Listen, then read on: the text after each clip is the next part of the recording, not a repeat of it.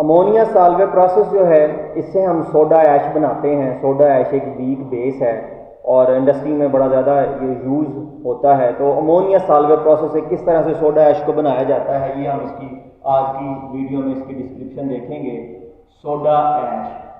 Soda ash क्या है?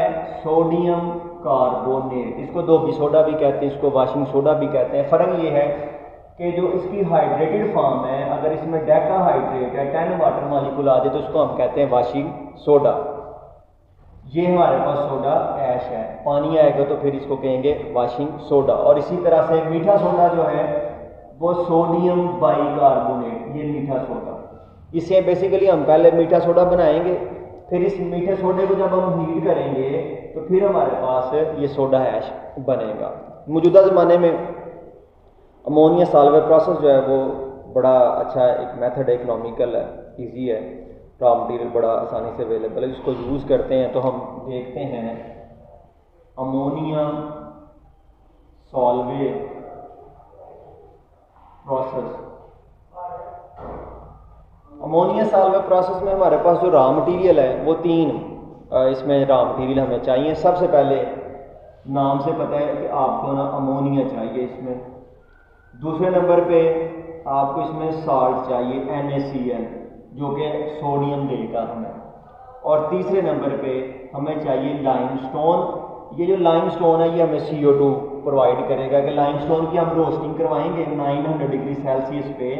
Limestone टूट के क्विकलाइन और साथ में CO2 गैस बना देगा। CO2 को कार्बोनेट में कन्वर्ट कर लेंगे और ये जो क्विकलाइन है इसकी स्लैग लाइन बनाएंगे और वो स्लैग लाइन फिर जो है अमोनिया रिकवरी में यूज़ होगी। इस रिएक्शन की इकोनॉमी जो है वो ये है कि आप इसमें अमोनिया यूज़ करते हैं और इस ammonia as a catalyst use होता है। इस अमोनिया को आप दोबारा से रिकवर कर लेते हैं, इसलिए ये जो है ज़्यादा इफेक्टिव है, इसकी कॉस्ट जो है वो कम है। तो चलें, पहला जो प्रोसेस है वो हम यहाँ से शुरू करते हैं अमोनिकल ब्राइन से। इसका जो पहला स्टेप होगा वो हमारे पास ये होगा कि हमारे पास ब्राइन होगी।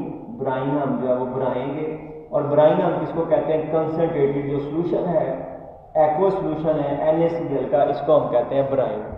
ये बनाएंगे, इसको हम पंप करेंगे और पंप करने के बाद, बल्कि पंप करने से पहले हम इसमें फ़िल्टर भी लगा सकते हैं। इसमें हम फ़िल्टर लगा लेंगे। फ़िल्टर लगाना इसलिए ज़रूरी है कि इसमें मैग्नीशियम, इसमें कैल्शियम सल्फेट है, तो वो अलहदा हो जाए, वो अफेक्ट ना करें हमारी प्रोडक्ट को। तो ये पहला इसका स्टेप है कि आप ब्राइन बना के उसको आप फिल्टर करेंगे और उसके बाद आप उसको पंप कर देंगे अमोनिकल ब्राइन टावर में। ये हमारे पास जो है ये होगा अमोनिकल ब्राइन टावर। इसमें अमोनिया जो है वो हम ऐड करेंगे इसमें ब्राइन में। अब देखें, अमोनिया एक गैस है, तो अमोनिया आप इसको बॉटम से इंजेक्ट करें, ब्राइन जो है वो ऊपर से आ रही है, तो यहाँ पे हमें अमोनिकल ब्राइन मिलेगी। अमोनिकल ब्राइन क्या मिलेगी कि आपके पास जो अमोनिया है, जो पानी है, NaCl है, ये रिएक्शन करके अमोनियम हाइड्रोक्साइड जो है वो भी बनेगा। अमोनिया वैसे भी सॉल्युबल रहेगा क्योंकि पानी थोड़ा होगा, नमक ज़्यादा है, तो कुछ अमोनियम हाइड्रोक्साइड बनेगा और बाकी अमोनिया इसमें जो है वो सॉल्युबिलिटी इसकी ज़्यादा है। इस वजह से हम इसको यूज़ करते हैं, ब्राइन भी इकट्ठा, पानी भी और साथ में अमोनिया भी। तो ये पहला स्टेप अमोनिकल ब्राइन। अब जो अमोनिकल ब्राइन बन गई, अब इसमें हम CO2 गैस पास करेंगे। तो सेकंड जो टावर है ये हमारे पास कार्बोनेटिंग टावर है। कार्बोनेटिंग टावर जो है अमोनिया सॉल्वे प्रोसेस का मेन टावर है, carbonated tower.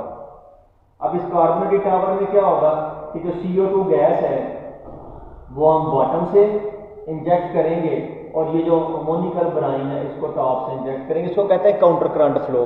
Counter current flow में क्या होता है कि इसमें मिक्सिंग बड़ी अच्छी होती है, एक चीज़ ऊपर से परकुलेट करती है, नीचे की तरफ आएगी, और जो चीज़ वोलाटाइल है वो आप नीचे से बॉटम एंड से ऐड करेंगे तो वो दोनों ऊपर की तरफ उठेंगे और सेंटर में जो है वो आपस में रिएक्शन कर जाएंगी। इनका कांटेक्ट जो है, मिक्सिंग जो है वो ज़्यादा बेहतर हो सकती है। तो यहाँ पे रिएक्शन होगा।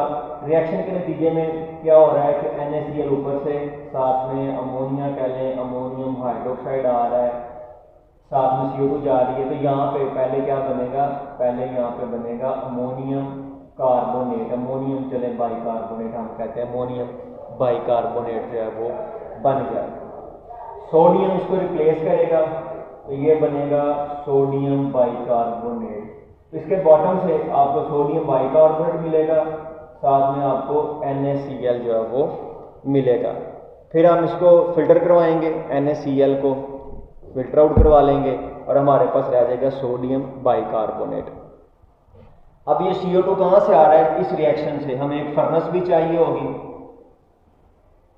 फर्नेस में हम इसको हीट करेंगे। अब देखें फर्नेस में जब आप इसको हीट करेंगे तो फर्नेस को गर्म करने के लिए अगर आप कोयला यूज़ करते हैं तो जाहिर उसमें भी कंबस्शन हो रही है, उससे भी CO2 बन रही है। तो CO2 के दो सोर्स हैं आपके पास, ये आप इसमें इस कवर में इंजेक्ट जो है वो कर देंगे। इनको चलें यहीं से स्कैरो जो है वो बना देते हैं। तो ये कार्बन डाइऑक्साइड का सोर्स है। आपके पास सोडियम बाइकार्बोनेट आ गया। अब आप सोडियम बाइकार्बोनेट जो है इसको हीट करें, अगर इसको हीट करने से हमारे पास सोडियम कार्बोनेट बनेगा, साथ में जो है वो वाटर बन जाएगा, कोई CO2 गैस जो है वो रिलीज हो जाएगी और आपके पास जो अमोनिया है अमोनियम क्लोराइड की शक्ल में भी यहाँ से आपको अमोनियम क्लोराइड भी मिलेगा। अब इस अमोनियम क्लोराइड से हम दोबारा अमोनिया एक्सट्रैक्ट करना चाहते हैं, दोबारा अमोनिया बनाना चाहते हैं। उसके लिए हमारे पास अमोनिया रिकवरी यूनिट होगा। उसमें हम क्या करेंगे, अमोनिया रिकवरी यूनिट चलो देख लेते हैं। उसमें ये होगा कि ये जो हमने क्विकलाइन बनाई है इसको पानी में डिज़ोल्व करवाएंगे, पानी के साथ इसका रिएक्शन करवाएंगे। स्लैग लाइन जो है ये इसे बना लेंगे, स्लैग लाइन बनेगी।